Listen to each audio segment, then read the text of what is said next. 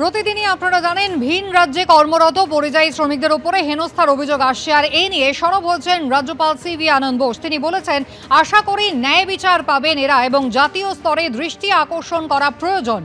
গণতন্ত্রের মাধ্যমে এই সমস্যার সমাধান হওয়া দরকার। This is an issue which has received national attention. We are a mature democracy.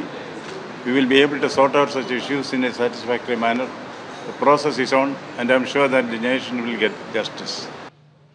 জাতীয় স্তরে ইতিমধ্যেই এই প্রসঙ্গে দৃষ্টি আকর্ষণ হয়েছে এবং রাজ্যপাল সিভি আনন্দ বোস তিনি বলছেন যে তিনি বিশ্বাস করেন ন্যায় বিচার অবশ্যই আসবে এবং গণতন্ত্রের মাধ্যমেই এই সমস্যার সমাধান হবে। গতকালও আপনাদের দেখিয়েছিলাম গাজিয়াবাদ বা গুরুগ্রাম, যেখানে বিভিন্ন জায়গায় পরিযায়ী শ্রমিকরা শুধু বাঙালি বলার অপরাধে তাদেরকে হেনস্থা হতে হয়েছে, মারধর করা হয়েছে, এমন অভিযোগ তারা করেছিলেন এবং দলে দলে পরিযায়ী শ্রমিকরা তারা পশ্চিমবঙ্গে ফিরে আসছেন। আর এই নিয়ে এবার সরব হয়েছেন রাজ্যপাল সিভি আনন্দ বোস। তিনি বলছেন যে বিশ্বাস করি এক্ষেত্রে ন্যায় বিচার হবে, গণতন্ত্রের মাধ্যমেই সমাধান হবে।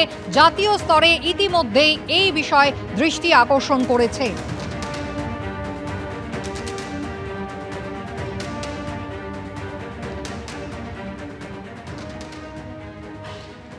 বিজেপি নেতা রাহুল সিনহা রয়েছেন আমাদের সঙ্গে টেলিফোন লাইনে। রাহুল বাবু, যেভাবে ভিন রাজ্যে গিয়ে বাঙালি পরিযায়ী শ্রমিকদের শুধু বাংলা বলার কারণে হেনস্থা হতে হচ্ছে, মমতা বন্দ্যোপাধ্যায় প্রায় প্রতিদিন সরব হচ্ছেন, সেই ঘটনায় এবার রাজ্যপাল সিভি আনন্দ বোস তিনি বলছেন ইতিমধ্যেই জাতীয় স্তরে এই অভিযোগ কিন্তু মানুষের দৃষ্টি আকর্ষণ করেছে। শুধু তাই নয়, তিনি বলছেন ন্যায় বিচার হবে এবং গণতন্ত্রের মাধ্যমেই এই সমস্যার সমাধান করা যাবে।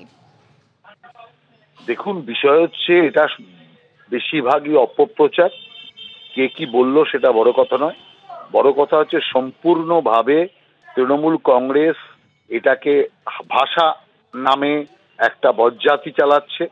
পরিষ্কারভাবে তৃণমূল কংগ্রেস একটা মিথ্যাচার করছে। কারণ বাংলা ভাষা, পশ্চিমবাংলার ভাষাও বাংলা, বাংলাদেশের ভাষাও বাংলা। তৃণমূল কংগ্রেস লড়ছে বাংলাদেশি ভাষার জন্য, বাংলাদেশি বাংলার জন্য। অতএব পরিষ্কারভাবে এটা মানুষের বুঝতে ভুল হচ্ছে, যে কারণে অনেক ক্ষেত্রেই অনেকে এর ভুল ব্যাখ্যা করছে। অতএব কোনো বাংলা ভাষার উপর অত্যাচার নয়, বাংলাদেশি মুসলমান অনুপ্রবেশকারীদের চিহ্নিতকরণের কাজ চলছে। অতএব এটা থেকে কোনোভাবেই পিছিয়ে আসার কোনো যৌক্তিকতা নেই। রাহুল বাবু, ধন্যবাদ।